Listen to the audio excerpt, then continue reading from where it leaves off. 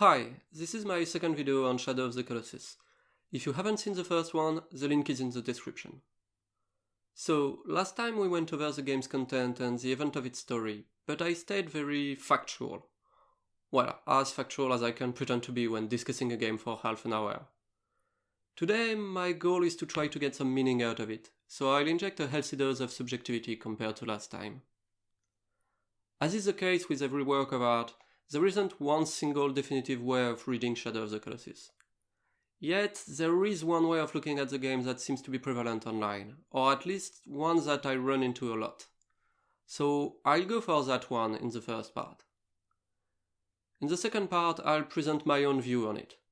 It's not exactly my own reading, but more so my reasoning for not entirely subscribing to part 1. And then for the last part, I just tried to wrap this all up with a few rambling and stuff that I couldn't fit anywhere else. You know, just to make sure I don't have to do a third video on the game in the future. Don't expect some next level lore analysis or historic diving from me. I just want to follow my guts and see what I can make of this. I guess the same warnings as last time still apply, so here goes. Spoiler for Shadow of the Colossus, mild violence on screen, and some fear of height triggering images.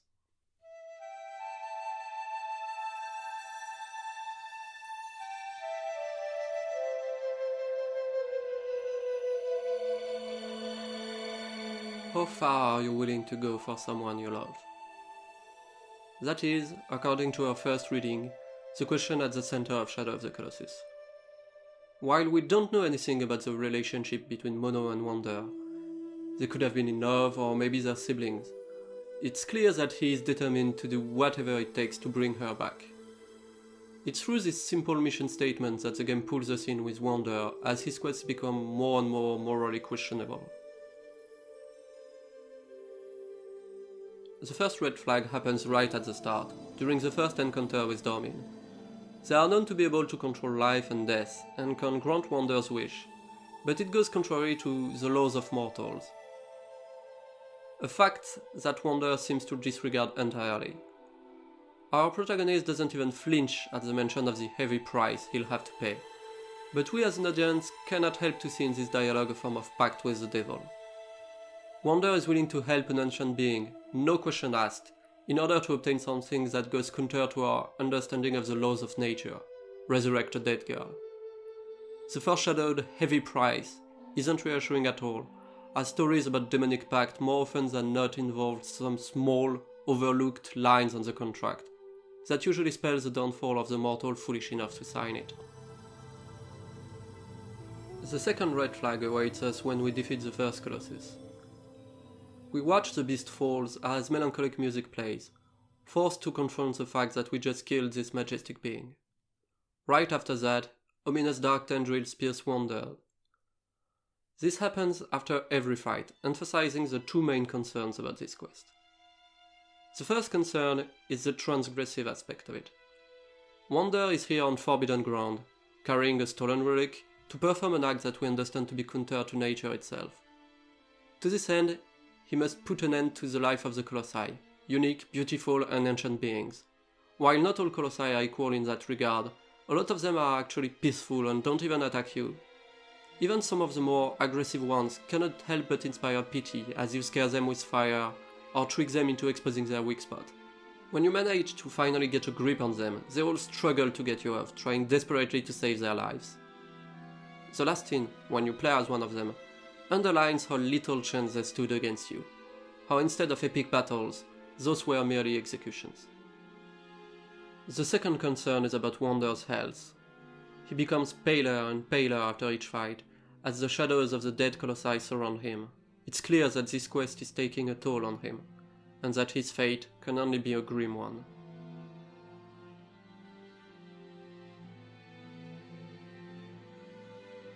In all of this, the player is made complicit. You're the one who has to carry out the killings. You're the one that put Wonder back on his horse to ride to his doom. The game narrow focus blends with Wonder's single-minded purpose, as his drive to resurrect Mono becomes your drive to see the game through. As the time to kill the last Colossus approaches, one final sacrifice must be made. Aggro. This is where everything I said about her in the first video pays off. The difficulty to control her smoothly, her terror in front of the Colossi, all contribute to make her as close to a real living and breathing horse as possible.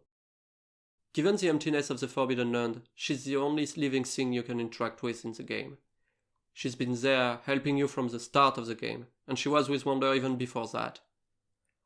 But she must fall for the quest to continue, even saving Wander's life before her own. As the last Colossus falls, the tragedy reaches its foretold end. Wander is barely alive, possessed by the soul of the dead, as Lord Human says. Dormin takes their prize, possessing Wander's body and revealing their true shape, a massive, horned being. In the end, as Dormin is cast away, and Mono is resurrected, we are left to ponder whether it was worth the price. But maybe, just maybe, the possibility for atonement exists. What I like about this reading is how it puts some of the blame on the player. You can't fully identify with Wander in his quest, choose to overlook all the red flags, and share the pure guilt of what he did. Alternatively, you can also see what's happening from the start, or get it somewhere during the core of the game, as the feeling that you are doing something very, very wrong slowly creeps up. In this case, as you continue the game nonetheless, either out of a desire for completion or just out of curiosity, you assume an almost voyeuristic role. You are here to witness a tragedy, one that gives you command of its protagonist as he carries out his transgressions and walks toward his demise. The game narrative doesn't branch out, so there is no way for you to take Wander out of this destructive past. But you still have a choice. Stop playing the game. One could argue that, in this reading, it is the only moral option. Of course, if you did not connect with the story, that's not really a moral dilemma at all. No one is really dying here, or resurrecting for that matter, so no, I don't think anyone is passing moral judgment on any player for their action in a video game. What matters is more your personal relation to it, and how you felt about what you did during your playthrough. So yeah, that's one reading. Well, one version of that reading, since not everyone is necessarily that clear-cut about the morality of Wander's quest itself. Let's just say that it's more of a strawman version of that reading, one that lacks nuance and downplay a lot of the more ambivalent aspects of Shadow of the Colossus. A strawman that I just built in order to be able to poke holes in it. Basically, my problem with this first reading is that it sees the narrative of Shadow of the Colossus as something to be solved. Or rather, my problem with the dominance of this reading is that it frames the narrative of Shadow of the Colossus as something that has been solved. It's nobody's fault in particular, and it's a completely valid way of reading the text, but I just want to show that it's far from being the only one. I'm not just doing this to be a contrarian. I just feel that the game does a wonderful job at creating ambivalence, and sticking to only one reading would do it a disservice. Plus, there's a few underlying assumptions in there that I kind of take issue with. And that also means that while I might have subscribed to this way of seeing the game in my youth, it doesn't really sit well with me today. So, let's poke some holes in it, shall we?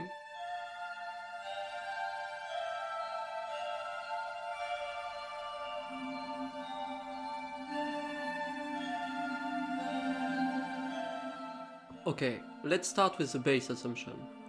Why would we assume that Wander loves Mono? I know it's a common trope in those kind of tales, the heroic young man saving the girl he loves. I also understand that calling back to this trope is a good way to subvert it, by showing his heroism to be misplaced, or at least morally questionable. But there is nothing in the game proving that's the case. We're not even sure he knows her name. The only thing that goes explicitly in that direction is his drive to see her brought back from the dead, no matter the cost. But that's not necessarily love, and in fact there is another possibility here. Guilt. Remember what Wander says about the circumstances of her death? She's been sacrificed because of her cursed fate. We can easily assume that it was some sort of religious killing, more than likely linked to Lord Human. We also know for sure that Human knows Wander personally. What if the face that Wonder was a part of killed an innocent girl for basically no reason, pushing the young man over the edge? Worse than that, Wonder is carrying a sword that does not belong to him. A holy relic. A ritual weapon. What if he was the one to carry out the killing? I know this might seem far-fetched, but I don't see why it wouldn't be the case. After all we have to go on is Wonder's willingness to resurrect Mono. The guilt angle is only supported by, at best, circumstantial evidences. But the loved one doesn't even have that. It stands on nothing but our base assumptions. The two aren't actually mutually exclusive either. Maybe he does know and love Mono, but also played some part in her death. In any case, the reason for her demise is very probably religious, and so plays a part in Wonder's willingness to break the taboos of the faith and pursue his quest. Wonder's motivations aren't necessarily important, and while I don't really like the ease with which we tend to assume that those two love each other, just because they seem approximately the same age and are of opposite genders, the guilt angle doesn't make Mono into any less of a damsel in distress, and doesn't give her way more agency anyway. Still, exploring those motivations is a good way to touch upon my main point of contention with the first reading. The conflict between human and the face he represents on one side, and Dormin on the other. Those characters are intrinsically linked in their portrayal. If one is to trust human, Dormin will necessarily appear as more malicious, and vice versa. It's also important to note that Lord Human also has both the first and the last lines of dialogue in the text, helping in framing the events of the game through his lens. By casting Dormin as basically the devil, or at least as an antagonistic force, my straw man is at least giving some credit to Lord Human's word, perhaps even justifying his actions. And that I have a problem with. So let's start with him. As we've seen, Lord Human and/or the people of the face he represents are more than likely responsible for the death of Mono. Sacrificed because of her cursed fate seems more than enough bullshit for me to condemn them already, but let's continue anyway. I don't know what the curse referred to, but considering that her death is the starting point of Wonder's quest and the return of Dormin, I think it's pretty safe to assume that we're dealing with a kind of self-fulfilling prophecy here. So, in addition to being willing to kill innocents in the name of the face, they don't understand what they're doing and ended up causing the very harm they were trying to prevent. And that's assuming it is actually causing harm. As for Human himself, he can be seen chastising Wonder as he's on death's door, before ordering his men to kill the young man in cold blood. It's not really clear what he would have done to Mono if Dormin hadn't showed up either. When Dormin do show up, at least in my version of the English subtitles, Human says, he's been resurrected.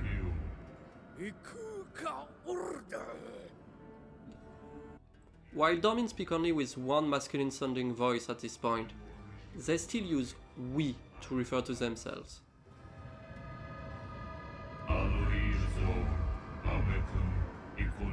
That's not really that damning for Human, as maybe he knows more than we do about Dormin. But to me it sounds either very disrespectful or profoundly ignorant of the nature of the entity he's faced with. Okay, maybe the last point is just me being petty with the cult leader that kills young people for their perceived sin. I don't know. So okay, that's not really all good and rosy for Human and his clique. But maybe they're the lesser of two evils. After all, Dormin can easily be read as the devil, so there are some shady stuff about them. Yet, I'd argue it's a very simplistic way of viewing them, their portrayal in the game being much more nuanced. Let's start with the last and perhaps most egregious thing they do in the game. Possessing Wonder's body. That doesn't seem very nice, but there are a few caveats. Firstly, it has been made very clear that Wonder would have a price to pay for Mono's resurrection. He's the one who said it didn't matter, and while it can be seen as rather naive on his part, there's a very good chance that he did not actually care what would happen to him. Plus, Mono does end up coming back to life, so that's mostly a fair deal on Dormin's part. Secondly, there's no way of knowing what Dormin would have done had Human and his men not showed up.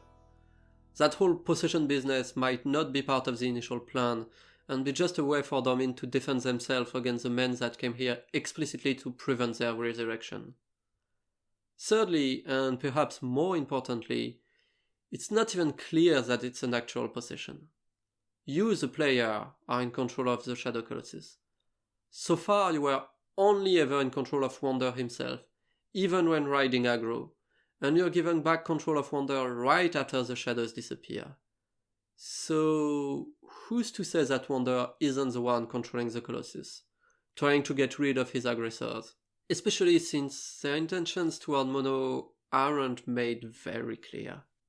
So, yeah, Dormin cannot be simply dismissed as revealing their evil nature at the end of the game. In fact, their portrayal until that point was never that simple. They have always been shown as more dual in nature. You can hear them speak with two overlapping voices.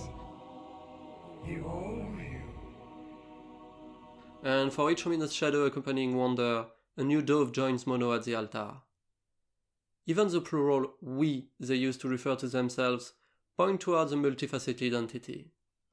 Obviously, that can go into the whole demon thing, we are legion and stuff like that. But to be perfectly honest, when I think of an ancient entity embodying the duality of life and death, the devil isn't the first thing that comes to my mind. No, it's rather this nice fellow. Oh yeah, spoiler for the end of Princess Mononoke here?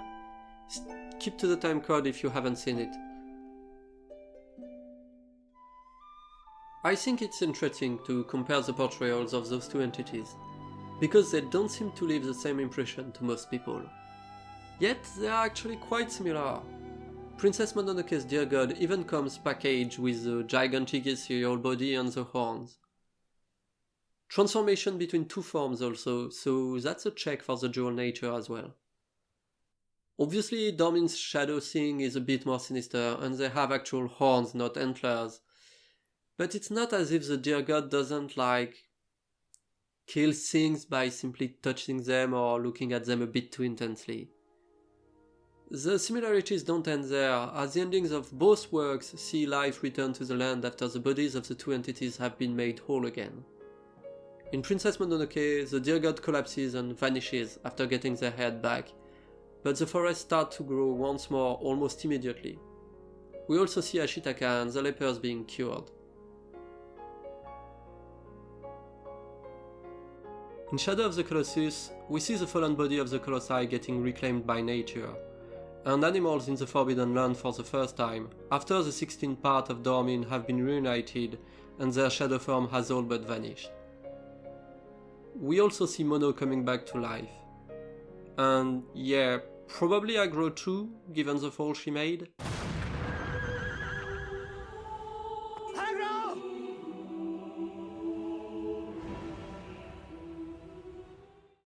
I'm not really sure how much the developers wanted to reference Princess Mononoke explicitly, but it's clearly been an influence on some other parts of the game, so why not here as well? The point of this comparison is mostly to show how simple difference in framing changes our vision of the two entities. No one I know would try to argue that the dear god is some sort of evil being, that their powers go against the laws of nature. But give them a voice to make a bargain with a mortal? Add some shadowy horns and suddenly you've got a devil stand-in.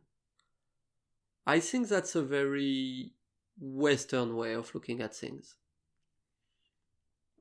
This tendency to want to see divinities as either good and benevolent or outright evil can do us a disservice when trying to discuss a being like Dormin.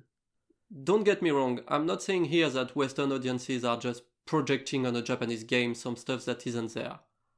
After all, Dormin's name seemed to be a biblical reference to King Nimrod, who is said to have been dismembered, his body scattered around the world. Yet, I think it's important to keep in mind that our view of Dormin, and by extension of Wander's actions, is skewed by this filter. Why exactly do we see what Wander is doing as a transgression against nature? He's going against the precepts of humans' religion, that's for sure, but we've already established that those laws cause people to be sacrificed on rather shaky grounds. He does kill the Colossi, yes, but as majestic as they may be, they are hardly natural beings. They are vessels to contain Dormin's scattered essence, and they do incorporate artificial architecture in their designs. If anything, killing them and freeing Dormin seems to me like returning things to how they were before humans intervened. And yes, of course, there is a big one. Wonder is trying to resurrect the dead. That seems taboo enough, but again, why would it be more unnatural than killing someone in the name of faith? Why would we accept her death as part of the natural order of things, when it is so clearly the product of a flawed human religion? What Wonder is doing can actually be seen as transgressing the laws of humankind in order to bring back the world as it was before their own transgressions, freeing Dormin from their mind-made prison and unmaking the unjust death of Mona. That's not to say that it is necessarily a good thing. Whether something is natural or not shouldn't be our only basis for morality. But given that this transgressive aspect tend to color our view of Wonder's quest, it's fair to at least question it.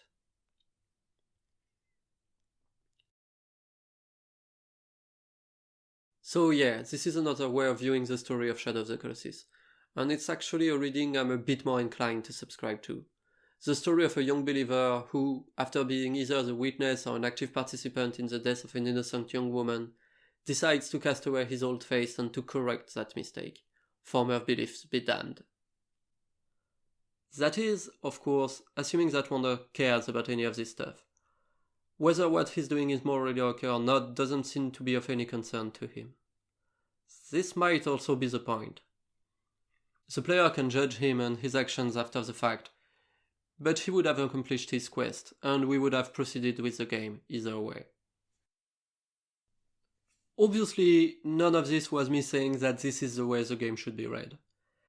If anything, I think the text is deliberately open-ended on a lot of stuff, which is why it would be a shame to only consider readings in the vicinity of Maestro Man without questioning them a bit. As you can tell, I also have a clear problem with the eagerness with which some people accept Lord Human as his words. It's fair to consider what Wonder did to be wrong, but please don't do so just because an old man told you to with authority. Especially when the guy shows up with an armed militia. As for my personal favorite way of looking at it, it's probably the one that's implied in the structure of this video.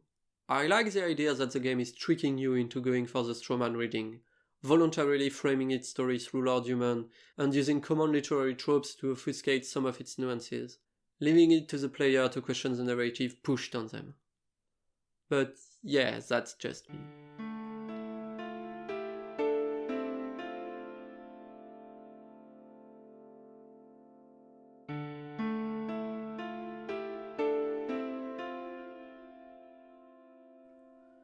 That is pretty much all I'm going to say about Shadow of the Colossus.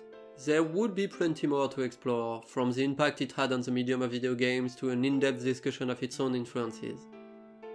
One should probably begin by looking at Ico, the previous game by the same team, and see how it informs the narrative of Shadow of the Colossus, but also some of its mechanical elements. That's not the road I chose to follow here, because I wanted to stay as close to my experience with the game as possible. I just now realized that I totally skipped over the whole baby thing as well. Maybe it's because I'm not really fond of that part of the ending. I don't know. There is a lot of talk about how, as an interactive medium, video games offer the unique possibility to put the audience at the heart of the story, to make the player an active participant in it. This is often framed in terms of meaningful choices and branching narratives, where player actions have consequences that reverberate on the story. Shadow of the Colossus does not have that. There is nothing you as the player can do to change the outcome of the story, even in the slightest. In fact, it's precisely in not allowing the player to alter the plot that the game succeeds in telling a compelling narrative. Yet, it wouldn't work nearly as well in a non-interactive medium.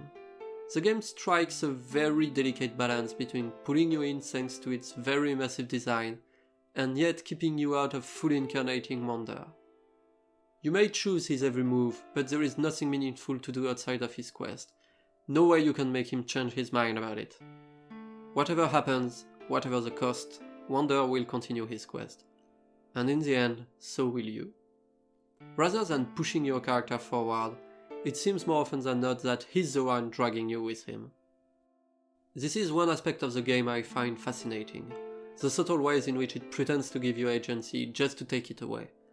This is felt everywhere, from the open world design to the moral ambiguities of the plot. It's quite paradoxically very liberating. With such a vast space to explore, be it literal virtual space or narrative one, but nothing that the game will validate as a good story choice or an interesting place to travel to. The player is left to create their own meaning. They are made free from the constraints of a linear world design or a shallow story, yet are also liberated from the incentives of a sandbox game or a branching narrative. In addition to this... Okay, no, stop. That part was supposed to be a conclusion. So let's conclude then. There isn't just one specific reason why I love Shadow of the Colossus, and the more I think about it, the more I find things I want to say, but the less structured and more rumbly and repetitive this all becomes. That's perhaps the best compliment I can give the game. It is an interesting work to experience, to think about and to talk about, but that's also why I have to stop the video here, else it won't ever be finished. I do hope you got something out of all of this. At the very least I know I did. I can now leave it behind, as I'm sure Shadow of the Colossus will never, ever pop out again in any of my future videos.